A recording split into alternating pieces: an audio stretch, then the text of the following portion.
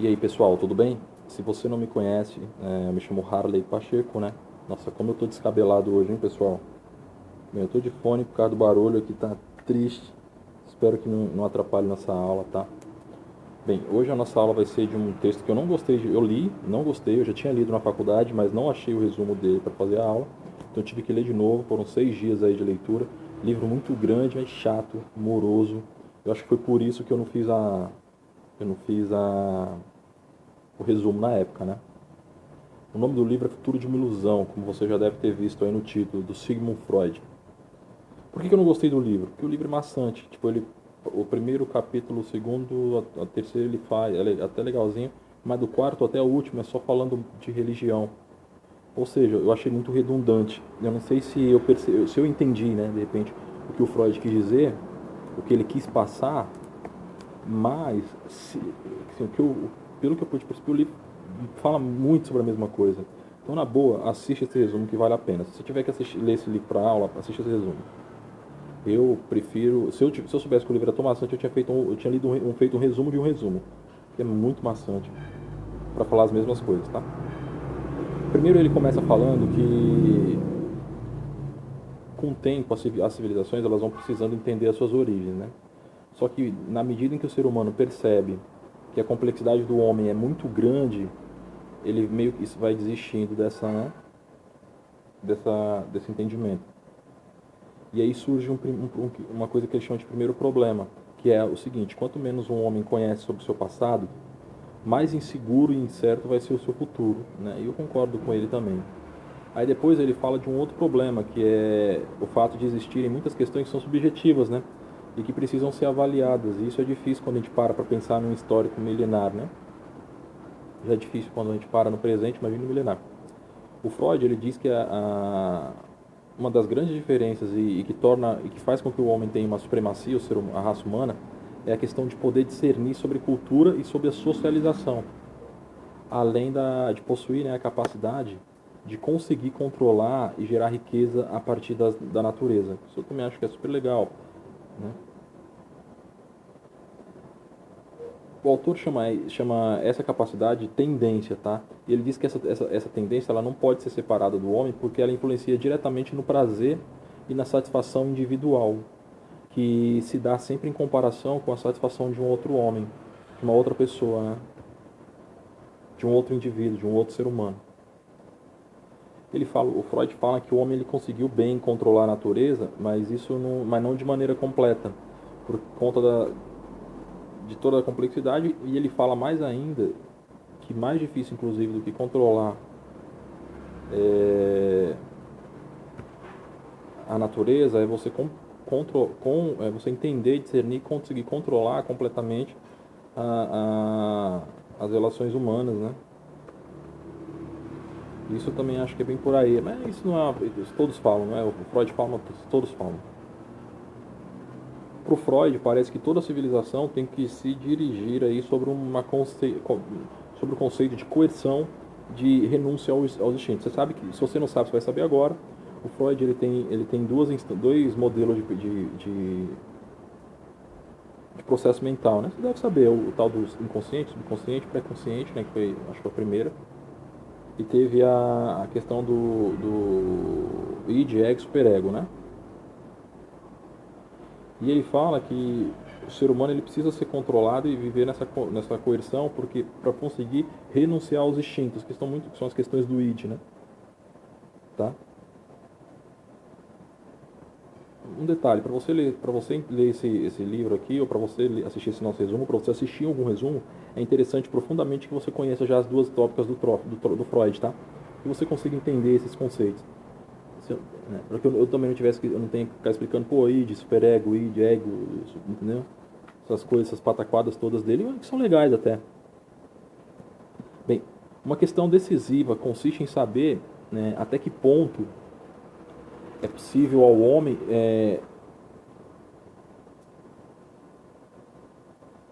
entender, né, que ele precisa, o que o Freud quer dizer? Ele quer dizer que o homem ele precisa de compensação, ele sempre precisa de uma compensação para poder renunciar aos seus instintos, né?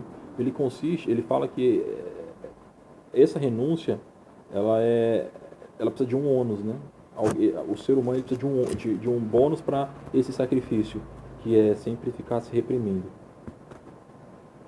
E ele diz que, que nós, os seres humanos, precisamos de um líder que saiba nos fornecer essas recompensas, tá? Uma liderança, né? E ele fala que para a gente conseguir equilibrar, né, essa renúncia de instintos, a gente precisa necessariamente controlar as massas. E as massas precisam de um líder que precisa ser bom de convencimento, né? Só que mais do que isso, ele precisa ter poder de coerção, porque as massas elas não escutam os argumentos como deveriam. Ele fala que tudo vai correr bem se o líder for pessoa com compreensão interna superior das necessidades da vida humana. Ou seja, a pessoa tem que compreender as necessidades dele, as necessidades internas dele e a do próximo, né? E que ele tenha subido aí, ele tenha galgado um posto que seja autossuficiente para dominar seus próprios desejos instintuais. Bem, como eu estava falando, né? Assim, para o Freud, o líder ele tem que estar sempre à frente do outro, né? E ele tem que ter força para dominar. Por quê? Porque mais cedo ou mais tarde existe o perigo aí de ele perder a sua influência. Justamente para não perder essa influência, ele tem que ter condições, né?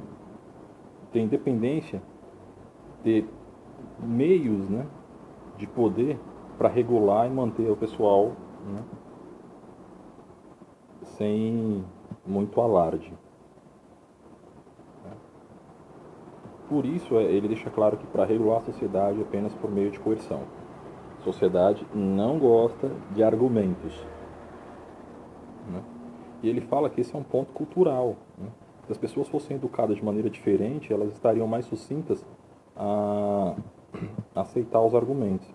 Então basta você ver aí como a maioria das crianças são cuidadas, né? Criadas, e você vai entender porque, tipo aquela, tem gente que só gosta de ser maltratada. Lógico que foi educada dessa forma, né? Ele reforça, né, que as pessoas precisam sempre ser gratificadas, né, por meio para que elas tenham aí ser recompensadas por conta das suas privações, né, para que elas não entrem num estado de frustração. O Freud ele fala que o primeiro ponto é você conseguir discernir a privação que afeta todas as pessoas e a privação que afeta apenas alguns grupos, algumas classes ou alguns indivíduos especificamente isolados, né? Você tendo esse controle, você vai conseguir regular bem a sociedade. As privações, elas são exigências morais aí da civilização, tá? Essas restrições que elas são aplicadas a certas classes.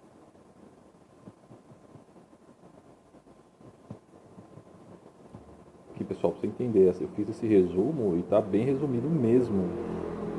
Mas a partir do capítulo C é a mesma coisa, né? O Freud ele fala que as restrições que só se aplicam a certas classes da sociedade,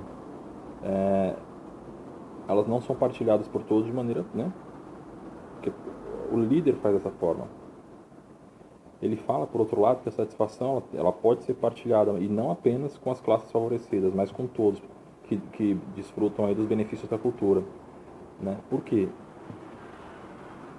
Porque quando você faz isso, né, você dá, mesmo para aquela pessoa que você oprime, é como se ela tivesse direito de desprezar povos diferentes dela, né?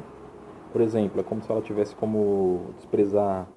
Se você dá o mínimo de satisfação para aquela pessoa, né? Vamos lá, ele fala, só vamos entender isso direito, que isso é legal. As privações, elas são exigências morais, beleza. As restrições elas são se aplicadas a algumas classes da sociedade, você tem que saber a que vale para uma pessoa, a que vale para grupos, a que vale para todos. E para aquelas classes que só são, né, reprimidas, quando você tiver uma satisfação que seja geral, você tem que deixar ela usufruir, porque ela vai ter como se tivesse o direito de desprezar as minorias, ou como se ela tivesse como compensar as injustiças que ela sofre dentro de uma própria unidade. Não há dúvida aí, segundo Freud, de que alguém pode ter sido um plebeu infeliz, né? Atormentado por dívidas, pelo serviço militar, enfim, em coisa, mas assim, em compensação, ele não deixa de ser um cidadão, saca? Você vê, ferro, por exemplo, o político ganha, todo mundo é contra um político, né? E aí e todo mundo é a favor de um outro político, né? A classe que, obviamente, o que todo mundo é a favor vai ganhar. Então o júbilo ele vai ser compartilhado por todos, pobres e ricos, né? Oprimidos e não oprimidos. E os oprimidos, eles vão achar que fazem parte, eles são tipo cidadãos, é como se eles tivessem um bônus, né? Quer compartilhar isso, tá? E é como se essa pessoa ela tivesse uma cota de direito em governar também, né? Essa identificação das classes reprimidas com a classe que as domina ela é um negócio que está emocionalmente ligada, né? Enraizada. Porque apesar das hostilidades que elas vivem, elas podem ver em quem oprime os ideais. Então, ela passa a ver nas pessoas que oprimem como algo, modelo a ser seguido, né?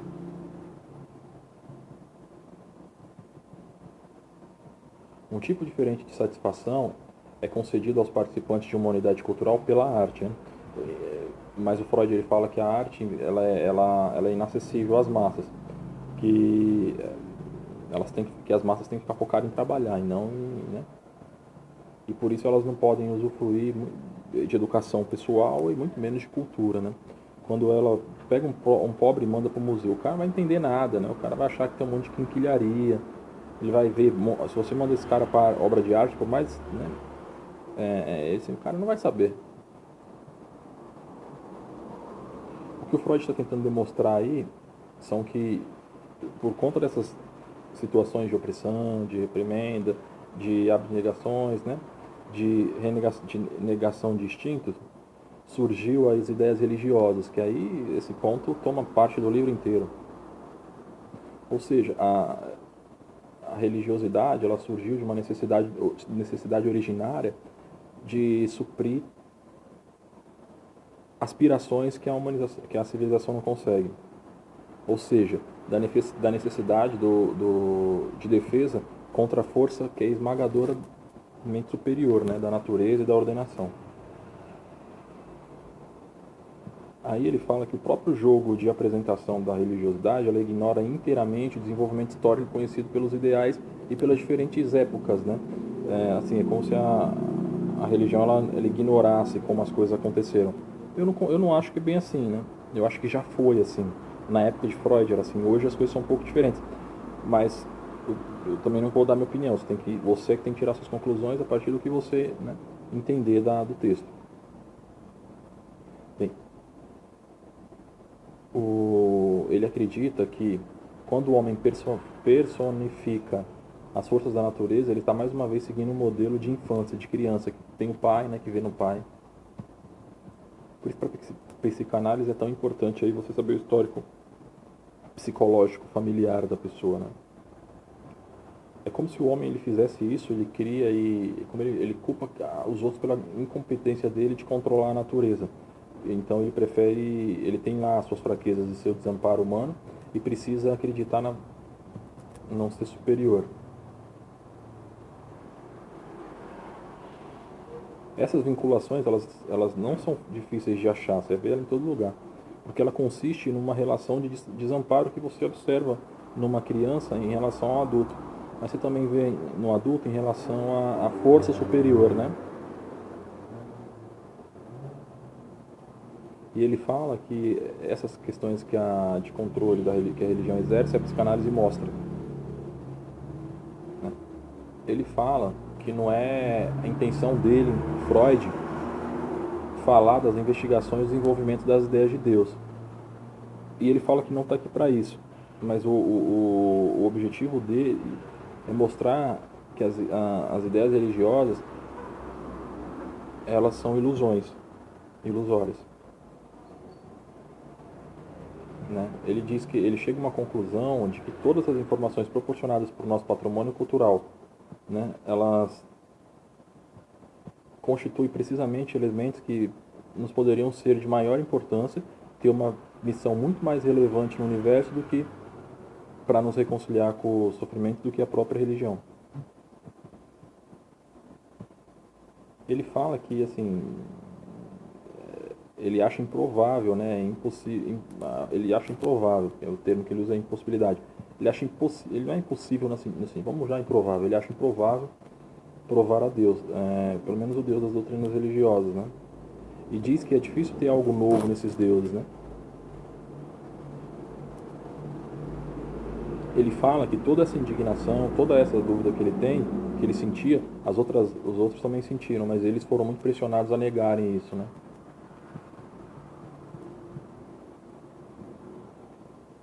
O Freud, ele sustenta que as doutrinas religiosas, elas estão fora da jurisdição da razão, que é que nem eu te falei no começo, né? Um pouco antes, eu não concordo, tá? Porque a doutrina religiosa, ela precisa de fé. E fé, ela precisa ser empregada a razão, senão ela não é fé. Mas como eu estou falando, eu também não quero que você se contamine com o meu ponto de vista, né? Bem, mas eu acho que isso aqui era válido quando Freud fez.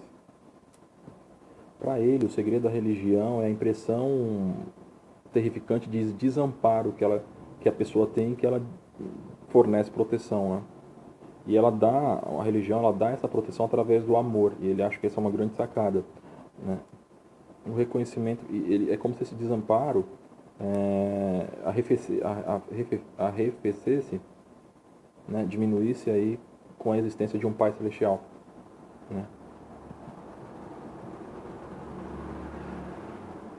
E ele fala que tudo isso é ilusão. Só que ele deixa claro que ilusão é diferente de erro, tá? Ele diz que as ilusões, elas não precisam necessariamente ser falsas, ou seja, irrealizáveis. Por exemplo, uma moça pobre casar com um príncipe é improvável, mas não é impossível, né? Porque em certos casos acontecem. Então ele fala que a crença é uma ilusão.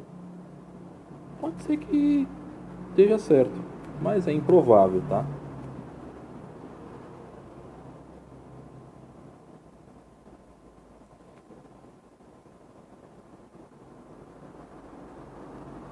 E assim, do ponto de vista deles, todas as doutrinas religiosas, não uma ou outra especificamente, são ilusões e elas não possuem provas. Segundo Freud, ninguém pode ser compelido a achá-las verdadeiramente ou acreditar nelas, né? Porque algumas são tão improváveis, tão incompatíveis com tudo que ele descobriu aí, que os cientistas descobriram nos laboratórios sobre a realidade do mundo, que é mais fácil nem estudá-las, né? Ele fala que para usar a razão religiosa, uma pessoa sensata, quando ela usa a razão religiosa, ela se comporta de uma maneira tão irresponsável e se contenta com fundamentos débeis para sua opinião, para suas opiniões e para as posições que assume. De novo, por que eu estou falando sempre isso? Porque hoje a gente tem cientistas que falam que não são débeis, né? Que não negam e que estudam muito isso. Tem um cara chamado professor Rodrigo Silva, da UNASP, né? Assiste esse vídeo desse cara. Esse cara é arqueólogo, né? Pós-doutor, enfim. Você vai ver que tem gente que usa os argumentos religiosos, mas né? Não são débeis. E eu tô falando de um cara da UNASP, né? Universidade Adventista, eu nem sou adventista, né?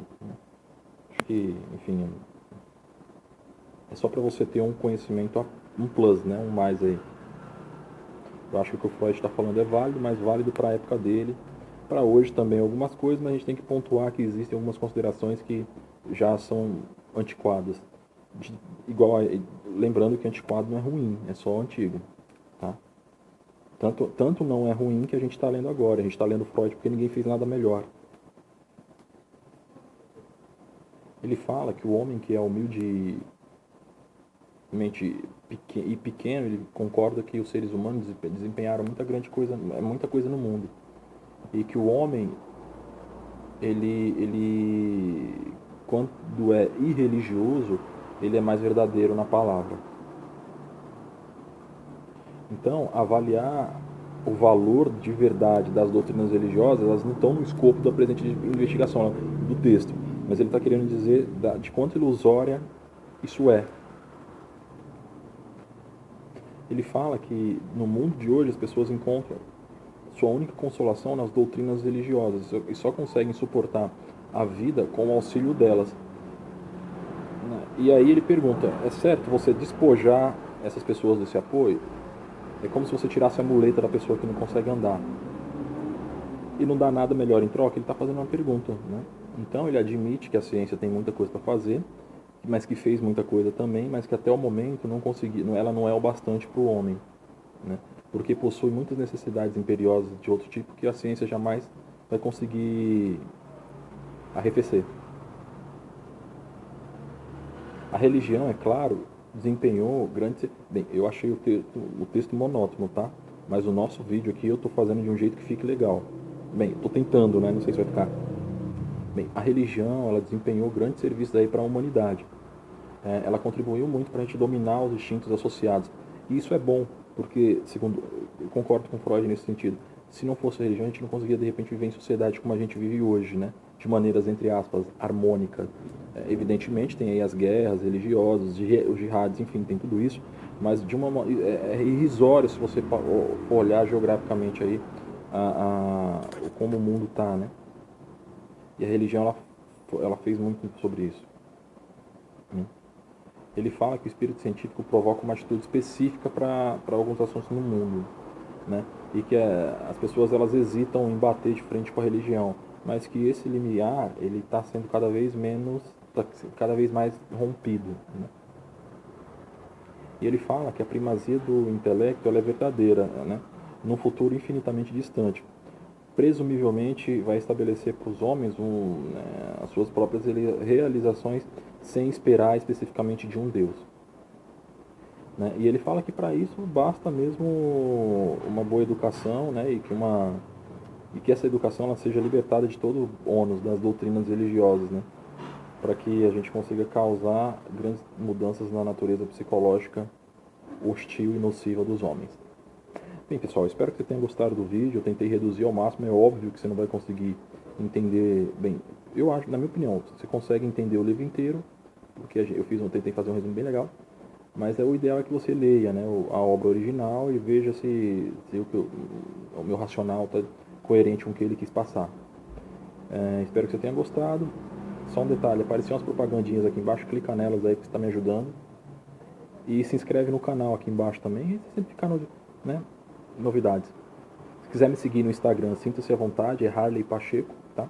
Se você quiser seguir o IPSI, que é o Instituto de Psicologia Social Comportamental e Experimental, segue também, é @IPSI no Instagram. Pode me chamar no Facebook, no YouTube, enfim, o que você quiser, se tiver dúvida, sugestão de tema, pode mandar aí que a gente estuda e faz. Valeu? Muito obrigado aí. Espero que você tenha gostado.